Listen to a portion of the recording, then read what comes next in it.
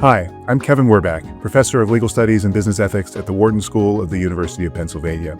For decades, I've studied emerging technologies, from broadband to blockchain. Today, AI is promising to transform our world. But AI needs accountability, mechanisms to ensure it's developed and deployed in responsible, safe, and trustworthy ways. On this podcast, I speak with the experts leading the charge for accountable AI. When the thing accessing your finance or HR system isn't a person, but an agent with a brain that can be manipulated or just hallucinate, identity becomes a different kind of challenge.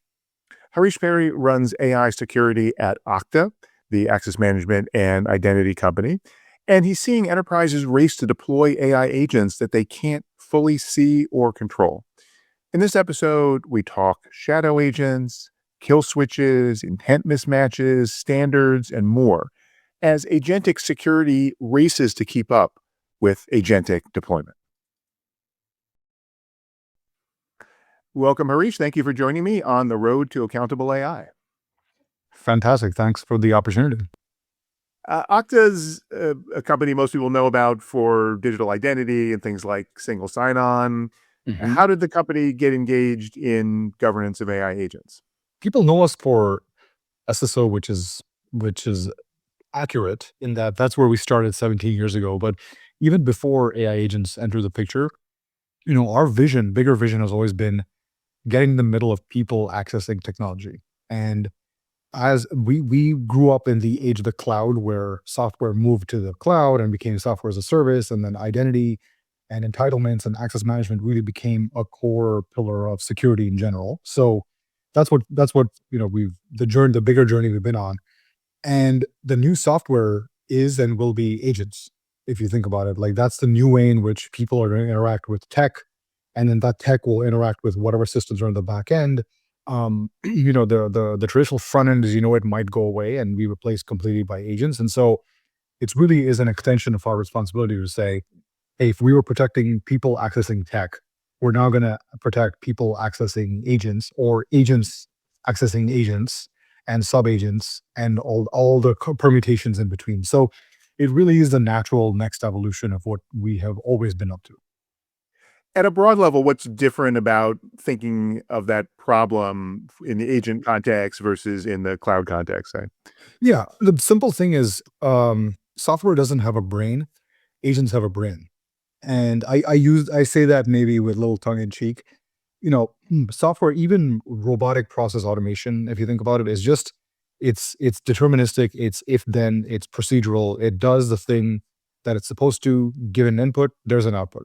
With an agent, behind the scenes, there's a large language model of some kind that is making a decision to say, based on what a user is telling me, should I actually allow, or sorry, what action should I take? There is a level of non-determinism that's involved in it. So the bar to make sure that an agent that has either been manipulated or has just hallucinated in general is not gonna, the bar for that, to protect that agent from accessing the wrong resources or taking the wrong action, is a lot higher. And so the non-determinism, while it leads to a lot of efficiencies, also leads to a higher degree of risk. Mm-hmm.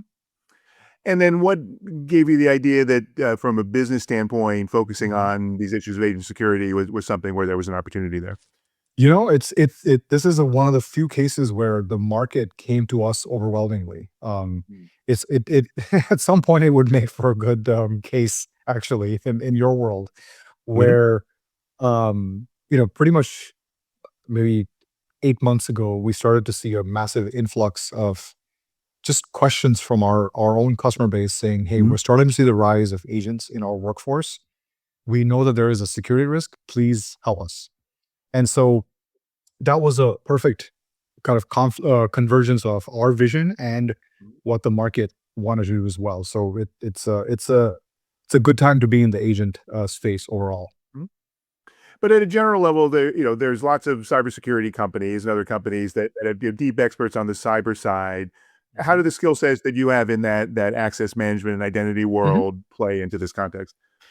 Yeah, the agents are one of the have the one unique characteristic that they live on what's called the application layer, which means it's a kind of an app that could be running in the cloud. It could be running on your machine. It could be, built by a SaaS vendor that now has an agent. And, the brain I talked about being the large language model, that's one piece. The arms and legs, if you will, are the access hooks that the agent has into all the resources in your organization. You hear a lot about MCP. That's one type of access. There are other ways in which agents can access the resources, but it's ultimately an access. And more importantly, it's an authorization problem. Is this agent allowed to execute this action or access this data at this moment in time on behalf of this user, given all available signals? So that very much lives in that application layer, more so than in the network layer or the endpoint piece or in broader cloud security. Now, the other components of the cyber stack are critical because they will, they when you put them all together, it helps define a new type of zero trust where you can always trust but verify an agent's actions. You need signals from the other parts of the cybersecurity stack, but they all have to converge on identity and authorization. What does it mean then to focus on the application layer? What practically does that change in terms of how you design a solution? Well, what I think that nothing. Well, a lot of things change, and then at the same time, nothing's changed. Nothing changed. A few things change. What changes is if you're an organization, creating your own agents, you do need to really think through the new types of security risks that can come into play. And it's a combination of security risks and also bad behavior. Security risks are things like prompt injection, where like as a company, if you're exposing an agent to a user, likely there's going to be a chat interface. That chat interface is essentially like opening up a new attack vector into your organization, and so prompt injection becomes a new kind of attack vector, if you will. But also really thinking through, are agents going to operate within their guardrails? Are they going to literally lose their minds or not? Is also a very real consideration. So it changes the calculus of what security actually means if you're building agents.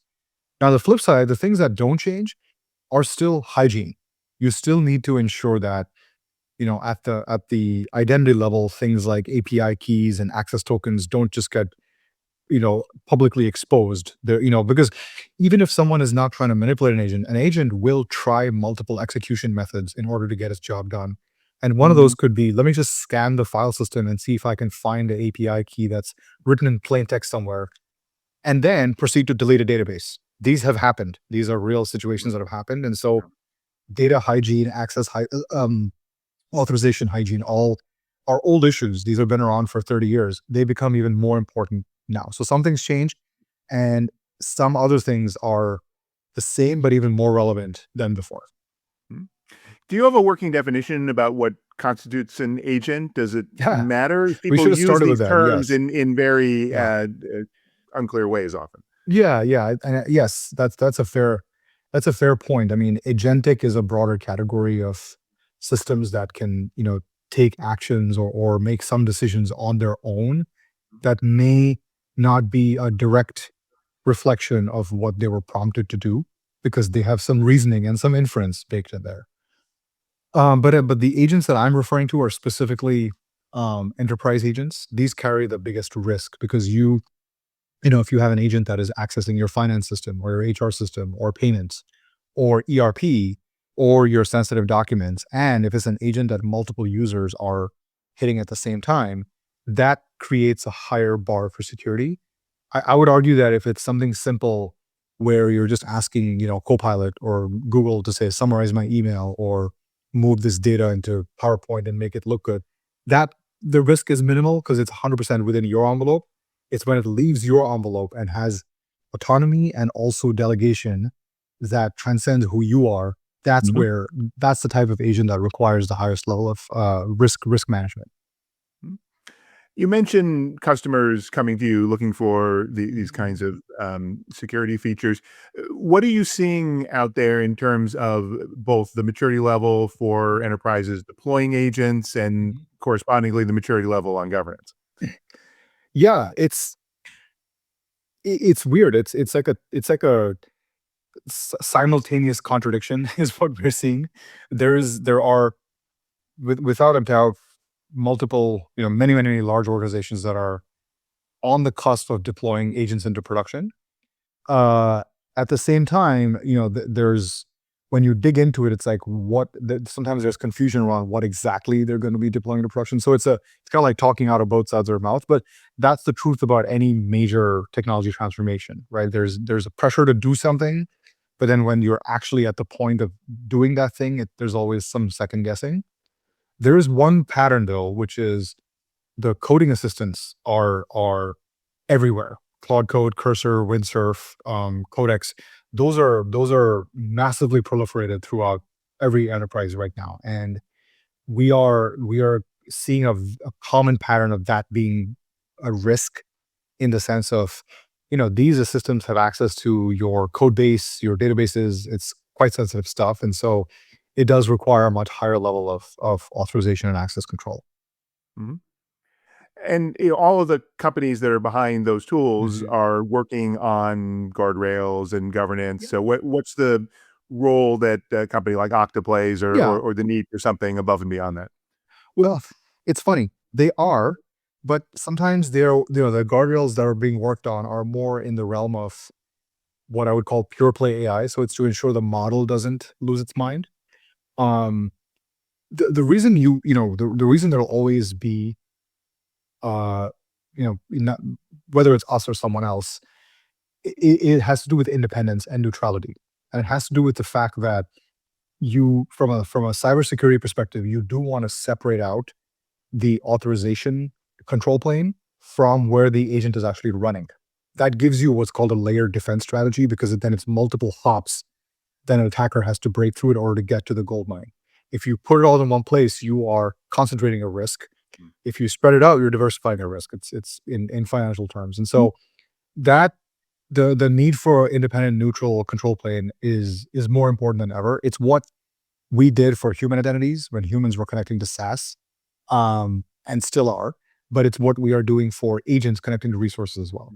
And so separating it out from the frontier models, from the agent runtimes is actually a smart move from a cyber risk perspective. For someone who isn't as technically familiar, what exactly does an authorization control plane mean? Yeah, it's as simple as what can my agents access and what can they do. Mm. That's as simple as that. So what can they access? Meaning, does every agent in your organization have a unique identity? And that matters because the regulators are going to want auditing, logging, and tracking of these agents at a transaction level. If you look at where the UAI Act is going, Article 14 specifically calls for that, and that's going to hit all the companies in the EU very soon. So that level of like independent agent identity is critical. But the second piece is, for a given agent, centrally controlling what they can access and the access levels is also, important from a regulatory perspective. So that's one part of authorization.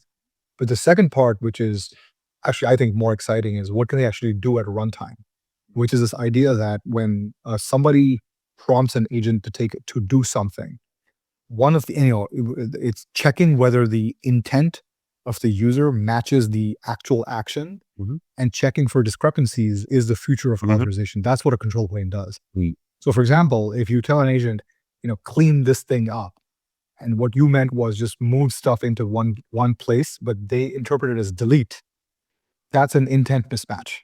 And so how do you have a control plane that can prevent that from happening before it's too late?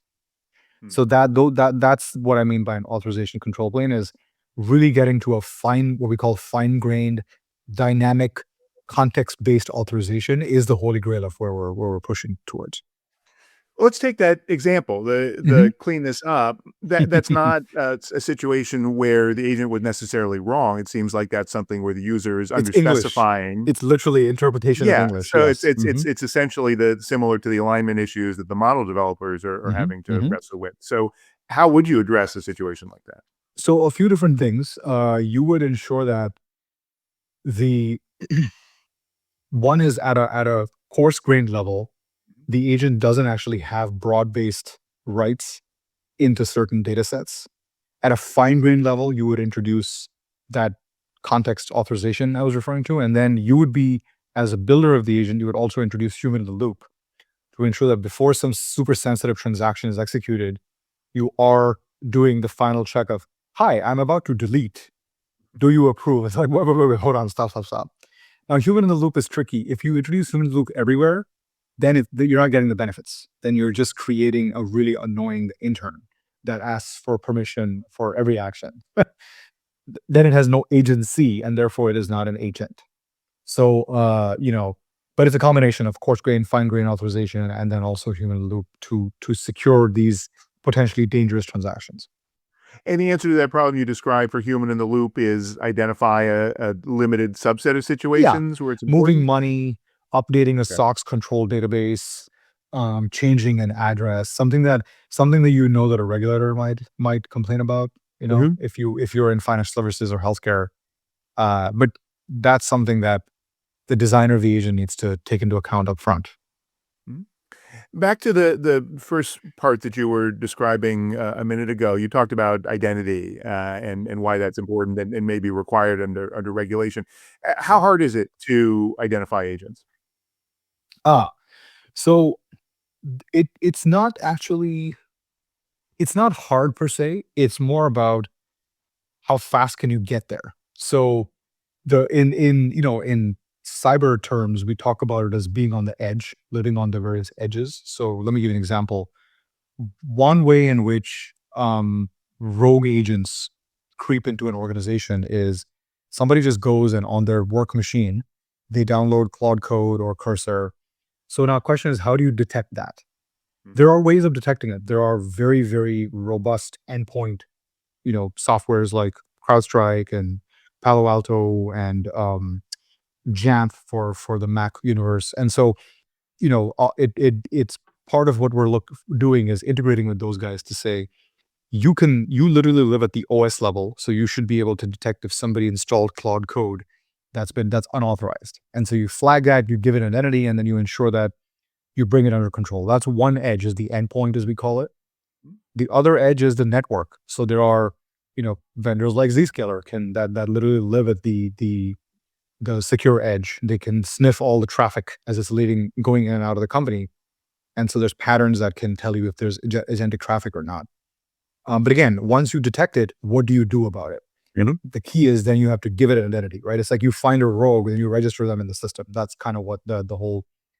Another edge is the browser, where if somebody goes and uses their credit card to get access to some SaaS vendor that gives them an agent, you can put a plugin in the browser to Mm. sniff that out and then register that. So it's a multifaceted approach, but it's a little bit like law enforcement. Like you have to you have to live at all the edges, Yeah. and then you got to catch the catch the rogues and bring them into the system. That's so it is actually a collaboration between all the cyber vendors to make this work. Do you find that organizations are aware of this? That this Yeah, is kind of the shadow agent problem, and 100%, what do they 100%. find when they actually turn this on and they see everything going Yeah. on? So it's interesting. 100% awareness that there is shadow AI running Yeah. around. But when you actually double click into it, what you realize is 20% of agents carry about 80% of the risk. Yeah. And so the question is, you can discover every agent that's out there, but bringing those agents under control may get you no benefit. There's a certain set of agents, and these are like the multiplayer enterprise agents, the ones that are accessing sensitive resources. Mhm. Discovering those and controlling those, even though they're small in number, they're big in risk. And the blast radius, as we say in cyber speak, is very high. And so this conversation is shifting from find everything to find the very dangerous ones, and those need to be brought under control. It's quality over quantity of discovery. So what about the problem that agents can spawn other agents? How do organizations maintain that identity in that environment? The notes from the field, if you will, are that is a really good theoretical problem right now. But at scale, we don't see that happening yet. Now, the way to fix it though is if an agent spawns a few ephemeral agents that are short-lived just to get some specific tasks done. Uh, if If that is known behavior, then you can design it where each type of sub-agent gets its own identity, and there's the canonical representation has an identity, so you know that it is allowed. But let's say that you want the agent to just run free, then what's important is you have authorization, where even if a sub-agent is spawned, when it's about to take an action, you have the final guardrail that says, excuse me, not allowed. And you log that, right? So then the regulators are happy. So authorization, that's why we are so gung-ho on authorization. It becomes very critical, especially for the dynamic agents or the ephemeral agents. Sub-agents that are known, that are part of the design pattern, that's easier. That's just A to A, agent to agent as it's called. It's pretty straightforward. Right. What's the biggest risk area that you're actually seeing out there in organizations that they are struggling It's the dealing with? local, it's the desk, it's the laptop agents, the coding assistants. That is the most clear and present risk right now, because they are the level of access they have and the power that they have is incredibly high. So that needs to be detected and shut down, or detected and controlled right away. We don't want to shut it down. They're fantastic tools. We're big fans of all of the coding assistants, but they have to be controlled properly. Otherwise, there could be unintended behavior. And at this point, are those risks more in the domain of this accidentally deleted my production database, or external kinds of threats like prompt injections? No, they can be prompt injected, because remember, these coding assistants are not just for developers. They're essentially giving you the power of the frontier model in a command line interface. And so, you can imagine a world where somebody, is a victim of a phishing attack or some kind of social engineering where they accidentally, obtain a markdown file that contains malicious instructions in there, right? Because it's all text. So, you accidentally, put in the wrong MD file into a skill that has been poisoned. So that's model poisoning, you know? That is a very real risk, and it's not just in the realm of developers. Civilians that are using these frontier models this on your terminal are probably more susceptible to these risks. Mhm. You mentioned a couple of standards already, like MCP and Mhm. A2A. Do we have the standards that we need fully in this environment, or are there missing pieces? No, no. MCP is it's a really good wrapper on APIs, and it allows any owner of resources to expose their tool calls, as they're now called, in a standardized way. Great. Um, A to A being another one for that helps with agent discovery and showing the agent card, and all that's fine. But from a security perspective, there's still room for things like universal agent identity. So in a future where every organization is creating their own agents and they're crossing trust boundaries, what is an agent's passport? Or like every website has a unique IP that's resolved by the DNS authority. What is a agent's DNS resolution, right? So that is a one standard. The other one is uh if you truly want a agentic mesh where every organization's agents talk to every other organization's agents, identity has to transcend the identity issued by a single identity provider like us. Yeah. You need a way for an agent to carry a cryptographically provable device or user bound identity with what's called DPoP, demonstrated proof of possession, to say that you are actually acting on behalf of someone that crosses trust boundaries. So there are certain standards. Now I'm going to get very nerdy. There are certain standards like SPIFFE and Spire or MTLS that that can start to do that, but they need more widespread adoption. So we have by no means landed on the full set of standards that we need. It's still a work in progress. Yeah. Do you see that universal agent identity being a realistic possibility? It's partly a technical issue, but partly it's just a very hard coordination issue to get everyone to agree. Yeah. Yeah. Standards are hard. Well, standards are easy to define and hard to adopt. And we are very familiar with that. We as a company, our DNA is all about find a problem, solve it internally, figure out the common pattern, bring the others along, make a standard, then bring the industry along. Now, the last two steps take a lot of time. There's a standard that really led to the growth of identity called SAML. And SAML took many, many years to adopt. And sometimes I think we ourselves forget that it took us, 10 years to get here. So we can push all the standards we want in AI, and there's the right thing to do, but it takes time and adoption. And with AI, what's interesting is there's such a tremendous pressure to realize ROI and positive Mhm. Yep. outcomes that people are taking shortcuts. Yep. And one of the shortcut is don't bother with the standard, just get it done somehow.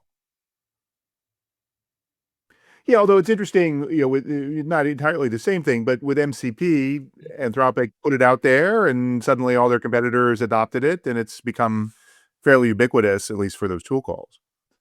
Yeah, and because it was a blocker to the core, the the most core value that agents would provide. The security part of it will take longer. And this is always the tension between innovation and security, right? Like you want to innovate, but then as you innovate, you might introduce risks. The developers will they're like, or whatever, don't bother me with all this. I just want to get this cool agent out there. Mhm. Security guys get out of my way, kind of. So there's always that tension. Yeah. Yeah. You mentioned earlier the EU AI Act and some of the requirements that it's going to put into place. Mhm, More mhm. generally, how do you see regulation impacting on these developments you've been talking about? Yeah. The biggest thing is going to be attribution, or traceability, right? Or accountability. Come up with whatever big word you want. Is the idea that can you prove that an action that was taken by an agent within a company was on behalf of a user? If so, which user? And if so, why? And if it did happen, did you have all the right controls in place to prevent a potentially bad action? Like all proving all that is gonna I see that as being a big cottage industry for the auditors. Is Mhm. uh and the way you do that is the only system that can do that is the one that's in the what we call inline. It's inline in the flow from user to agent to resource, which is identity.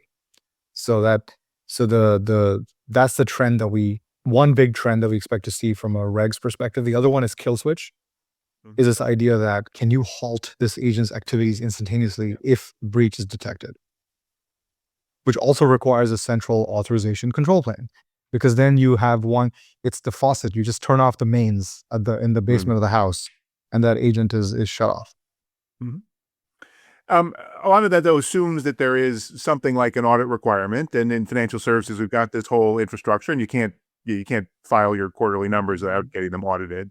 Are we going to go to that point where there's mandatory audit requirements? We're gonna have to pull enterprises to put Mhm. all these things into place? Yeah, like the way you see it is, um, like NIST or one of the government authorities will usually put out their position on it, and so we're actually working with them to formalize kind of Mm. what are the right architectural considerations for agentic security. Those will then be adopted into state specific and federal regs. And it might even, it might end up being based on what the EU is doing, because the EU is always at the forefront with regs. And so you can kind of see that, flowing into maybe SOX or NYDFS 200 or wherever they are, and influencing those. But I think it starts with the definition of the right even frameworks and standards, which NIST plays a Mhm. big role in. Mhm. So one thing I want to ask you about is in the US, we don't have a lot of certainly federal AI regulation, but we do have a lot of litigation in the US. And to what Yeah. extent is it possible that the need to attribute when things go wrong and someone is suing might drive companies to deploy some of these capabilities? Yeah.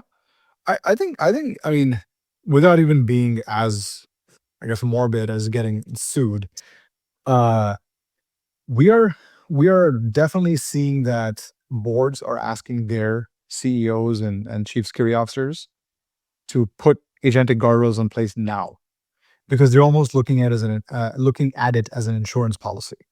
Mhm. Uh, Now, I can't speak to how cyber insurance rates are changing and those, that was changing, but I don't think we have to wait for something legal to happen. Like this is a mandate from boards right now to pretty much, for in the Fortune 500 to all of the, like from, I guarantee you this is a topic in every security review that's happening in all those firms.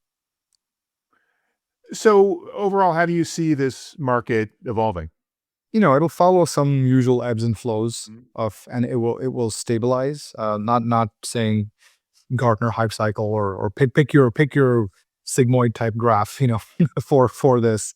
Um, I do predict though that this can be bigger than cloud and SaaS overall, just because the productivity gains are phenomenal, and then they compound because as they get better, they can make themselves better, and there is that whole like the true generative agents.